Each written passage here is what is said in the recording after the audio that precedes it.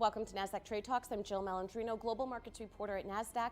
Joining me at the market site in Times Square, New York City, we have Juan Pablo Segura. He is the co-founder and president of Babyscripts, and we're going to take a look at digital tools for better pregnancy care. Juan Pablo, welcome to Market Site, and access to prenatal care is an issue in the U.S. and globally. How is technology helping to alleviate that? So first of all, thank you for having me. Got it.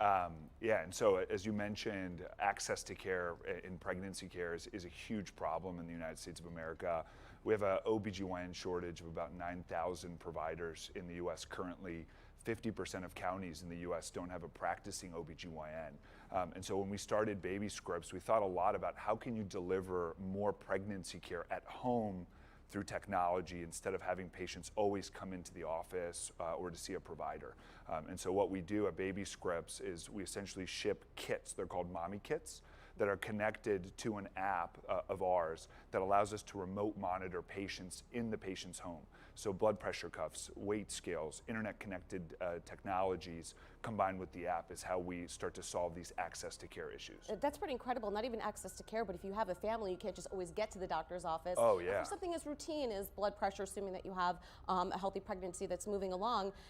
So to automate prenatal care with digital tools is pretty incredible, even outside of the access. Oh yeah, well, when you start to look at kind of the different pieces of the healthcare experience, yeah, from an infrastructure perspective, there aren't enough providers, and so we have to start thinking about how do we automate certain parts of routine care, allow providers to focus on high-risk patients, so that's important. Patient care and convenience, the patient experience. Most women aren't at home anymore, they're working, and so for them to take 4 hours off of work to get seen for 5 minutes by their provider is a terrible healthcare experience.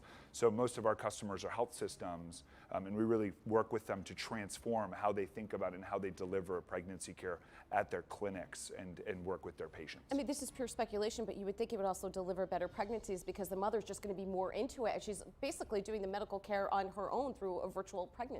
So I'll give you a data point. Yeah. We collect more than 40 times the typical blood pressure, weight data, for example, that's captured in the clinic now at home through a remote monitoring. And so we've already had multiple life-saving interventions. In the US, we have a huge maternal mortality problem. We have the highest maternal mortality problem in all developed countries. And if you're black in this country, for example, you're 50% more likely to die. And so there's racial disparities, there's access problems. And so we think technology can play a huge part in starting to solve and close those barriers to care. It certainly does level the playing field there. Do you think that this can extend to other areas of healthcare as well outside of OBGYN? Absolutely. There's a renaissance, a revolution, a lot of R words here on the future of care and technology. Every hospital is trying to figure out how to best integrate these tools into their workflow or into their practice.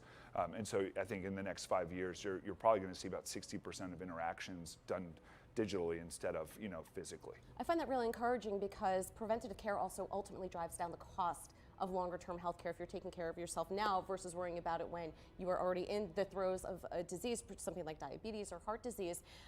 More of your background, did you come from the medical field or technology field? Is it a combination of the both? I actually came from outside of both fields. So I had a crazy vision. I was a frustrated consultant, and so I looked to do something new. And actually, my mom was the inspiration for Babyscripts. I'm one of 6 kids. Wow. She had 3 miscarriages, though, growing up, and so there's just a lot of questions that are unanswered throughout the entire maternity journey. And so I said, you know what, there's nothing better than to give something back to my mom because she's given me a lot. And it's just been an incredible journey. We're now in 50 health systems, 25 states. We touch about 200,000 pregnancies a year right now, about 4% of the market. So this is, the time is now to change these terrible outcomes, and we're excited to be a part of that solution. All right, Juan Pablo, thanks so much for joining us. Thank you so much for having me. And thanks for joining me on Trade Talks. I'm Jill Malandrino, global markets reporter at Nasdaq.